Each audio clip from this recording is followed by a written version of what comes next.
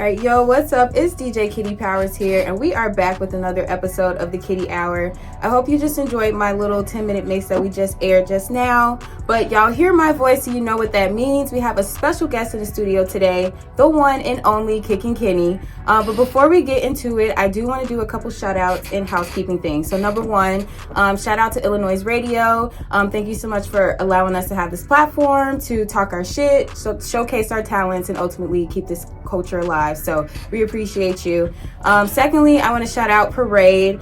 They are a intimate wear brand. So if you haven't heard of them, they sell a bunch of things. So underwears, bras, t-shirts, swimsuit cover-ups, all types of things.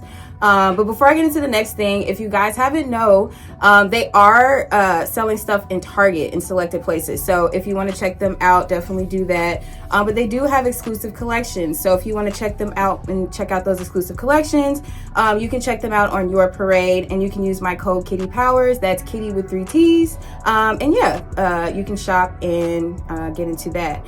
And next thing, so the Kitty Hour finally has an Instagram. You can follow us at TKH Radio, just to find out more about what's going on, who's going to be on the show, what type of mixes and stuff. Because remember, Thursdays is our day, so get in tune. We also are going to have a bunch of giveaways and stuff coming up soon. So if y'all want to get a little bit ahead of that, go ahead and follow us. And again, I am your host, DJ Kitty Powers. You can follow me on all platforms at Kitty Powers. That's Kitty with 3 T's.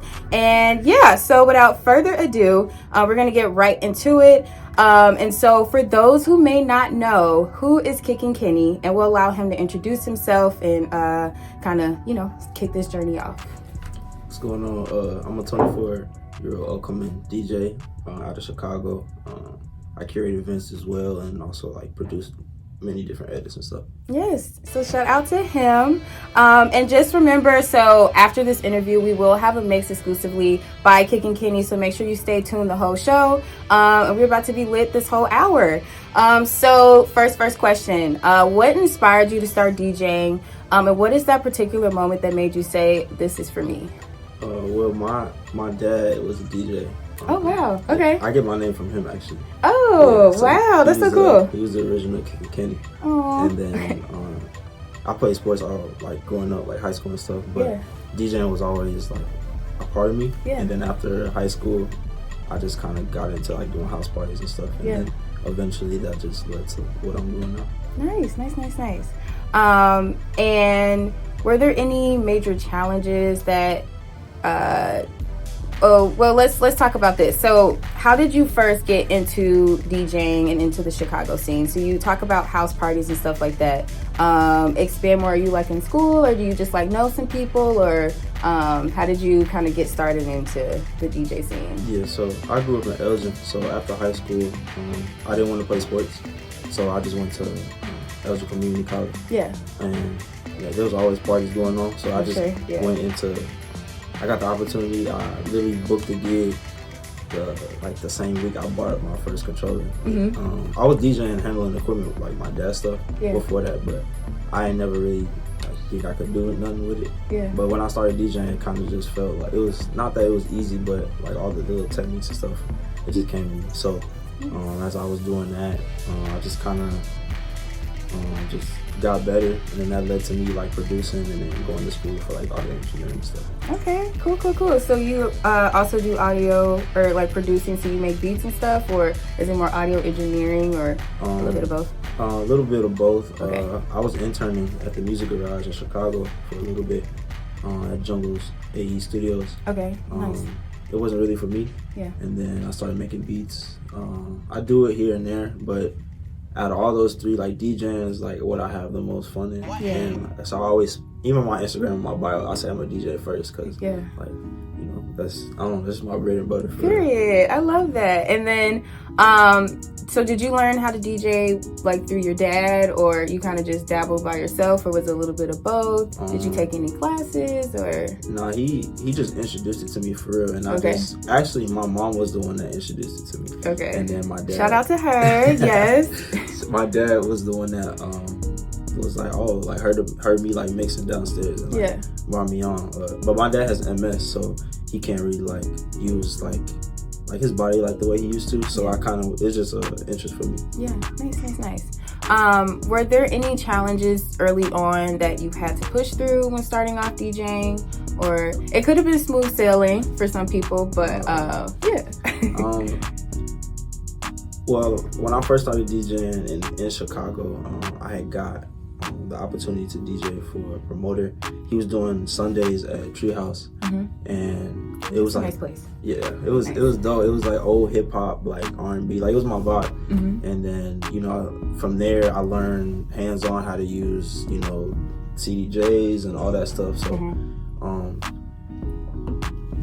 I was working with him for like a whole year until I met Kid Clay, and working with him and his team, I met so many other dope people, and now I got a great circle around. Yeah, shout out to them. That's so lit. How do you feel your style or approach has evolved from when you first started to now? I'm not afraid to play like new music that comes out, because typically, when you closing or got the main set, you already know what people want to hear. But I always try to like throw in like stuff that people ain't heard in a while, or even new music, or something I know that was like, oh, this might be a vibe, let me try it out. Yeah, spice it up a little bit. I like that. Okay, so now we're gonna go more into like your music style and technique. So how would you describe the kind of music that you like to spin? I'm blessed because I started off like in I DJed like in so many different places, so there's so many different genres that I was introduced to. So I'm thankful. Like I feel like I can go into any room and be ready for anything. So I would say just that aspect. As far as like my style, I love the scratch. I'm not afraid to like what's it called, blend certain genres with other genres. Like at the end of the day, it's a job, but we having fun. So. Yeah, it's an experience. It's not just a job. We're trying to have fun. So I feel that.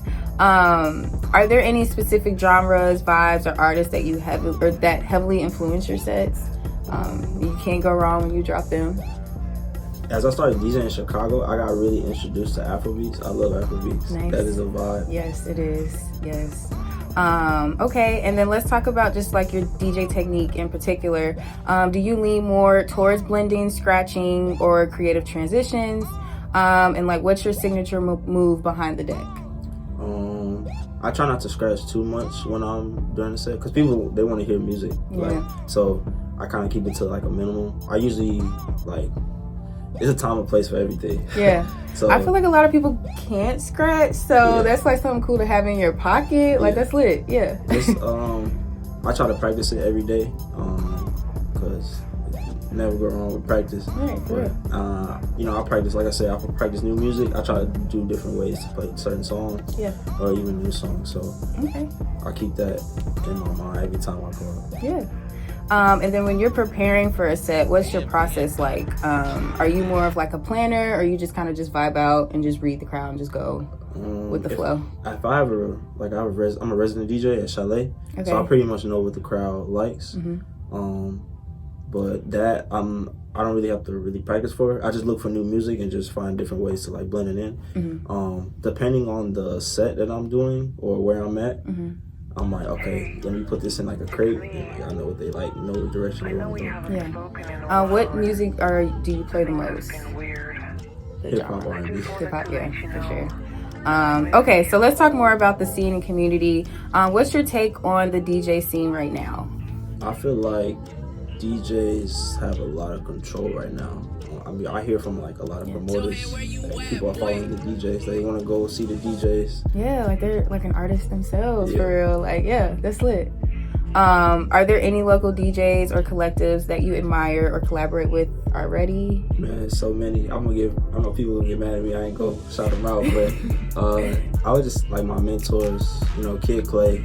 He really like pushed me to like run the business, and he's the one that really pushed me to like, play. Don't be afraid to play new music. And then shout out to him. Shout out to him, man. Yeah, and then, for sure. My guys, DJ Creed, Serve, Too Dope. JG. It's so many of them. King Ness. There's so many of them. Nice. Yes. Okay, so more about projects and events. What upcoming events, gigs, or projects should we be looking out for in the month of May? Month of May. I'm still figuring that out. Okay, so hit him up. He's open. He's ready. Yes. Okay. What's it called? I post a monthly monthly thing on my socials. Yeah. So I'm still, figuring where I'm gonna play. I got some self-curated events that I'm working on, but nothing finalized. But it should be soon. Okay. And before we get into the next question, tell people where we can follow you. Let's do a little plugger real quick. I got you. You can follow me on Instagram, TikTok, Twitter at KickandKenny. Okay. Period. Okay. So, are there any dream gigs or venues you're aiming to hit this year? This is the first year I've traveled out of state to DJ. Okay. Yes. Where'd you go? Went to Denver last month. Ooh. Yeah. Okay. What kind of was it? Just like a more chill party, or is like a big thing? It was an after party from like a big event called Munchies and Mimosas. Shout out to all the people over there. Shout out to them. But it was lit. It was a good time. So definitely plan on just traveling more and just experience the city. That's the goal. Okay. All right. So. Mixes and content. Where can people find your mixes? Do you have any new tracks? Any live sets online? You said you produce. I don't know if you got beats that you're selling. You can plug that too. So this summer I really plan on posting more mixes. People be asking me for it. Okay, so, people need that. Okay. So that's the goal, definitely. I just been dealing with like laptop be getting old, so it's like a memory issue and all type of storage issue. But I understand. I have a Bandcamp on my Instagram where I post like all my edits and stuff. I'm planning on dropping like a new edit pack. It's like 7 to 8 different edits every month. So nice on my Instagram. And the edits there like for DJs, like mixes. For DJs. Okay. Oh, nice. Okay, lit. Okay, so check that out, y'all. It's in his bio. All right. And do you have any favorite mixes or sets that you've dropped that people must go check out? Anything that's already out there? No, not yet. Okay. Well, y'all just stay tuned. Okay. All right. So just for advice, what advice would you give up and coming DJs that are trying to carve their lane in Chicago and beyond? Just network. That was one thing that really helped me. I was really shy coming to the Chicago scene. Yeah. I kind of am still, but I'm not afraid to like go up to anyone, especially someone that I admire or know on Instagram. Or I want to, especially I'm a fan of them. Right. So don't be afraid to, go talk to people. The people that you probably admire, they've definitely been in the position that you've been in. So just talk to people. Be genuine. Yeah. Enjoy the moment. Yeah, for sure. And then do you have any advice on how to network? Anything like type of questions maybe to ask, or I don't know, even like finding the right person, anything to just inspire the folks out there? When I first started in the Chicago scene, I kind of was just so eager to be like, oh, where can I get booked? Instead of actually trying to like build a relationship with people. And that helped me so much because like they're just like everyone's human. Like people just love having a conversation and stuff, and I admire that. Like I have so many good relationships with people that never book me, but I don't care. Like I can go to their set or go somewhere, and they'll like just bring me on to the conversation. So I appreciate that way more. That. Yes, for sure. What's something you wish you knew when you first started DJing that you know now? Oh my gosh. Something I wish I knew. Probably. Damn, that's all right. I don't know. That's a tough question. I don't know. Something I wish I knew. It could be something about like preparing. I don't know, maybe something about reading the crowd when you first started, or anything. How you pick your music when you're downloading stuff. It could be literally anything. I say prepare. Like if you get booked for a certain gig, like don't be afraid to go there and see what they have, or just talk to them and be like, what do I need to bring anything, stuff like that. Because when I first started in the DJ scene, I had just a controller. I didn't know nothing about CDJs. So I remember my first set at Treehouse, like the manager came up to me 2-3 times, like, you gotta do better, we're gonna kick you off. So I had to really learn on the fly. And I've done that so many times. Okay, so you are a natural born talent then. This was meant for you, okay? We can say that, But no, I feel that. So that kind of transitions into my next question. And this is just kind of like a what do you prefer? Do you prefer vinyls, USBs, and I guess it would just be considered like CDJs as well, or a controller? What's your weapon of choice? I would just say I love vinyl. I finally just bought some turntables. Okay. I have a controller that has a motorized platter, so it's similar to vinyl, but I would say vinyl, but I'm always working with controllers. Nice. So with the vinyl, do you actually you have discs that you put on there and actually mix them in, or okay? No, it's more digital. Yeah, digital. Okay. Like, cause I still use Serato. Okay. So I just play. Yeah. Okay. No, it's not true vinyl, but it's something to use for Serato. I feel that. Cool. Okay. What's the craziest thing you've ever seen at a gig? Ever seen happen at a gig? Man, people be tripping. I ain't gonna lie. Thankfully, I'll be really like locked in when I go DJ. Of course, like I walk around, talk to people and stuff. But when I'm like really DJing, it's nothing more than like just seeing people like reading the room. But I be seeing a lot of stuff. People getting curbed. People be like, it's crazy. But I just control the music, man. That's all that I can focus on. Okay, and then what's a dream artist you would love to open up for or collaborate with? I really love West Coast music, like the bounce and stuff like that. That's really my vibe. That's lit. When I was in Denver, they had Kalen for real there. I would love to open up for him because I really listen to his music. He is a vibe. That's lit.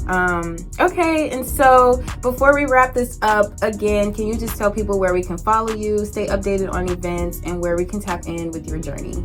Yeah, so Instagram is where I be at most actively. Kickin' Kenny. I post monthly dates, like gigs of where I'm at. All my content and all my edits will be on there as well. Okay, well, that's lit. Okay, so thank you so much for tuning in. I am your host, DJ Kitty Powers. Remember, you can follow me on all platforms at Kitty Powers. That's Kitty with 3 T's. And we are now going to bring in Kicking Kitty's Mix live. So just stay tuned, and thank you so much for listening. We appreciate y'all. Thank you.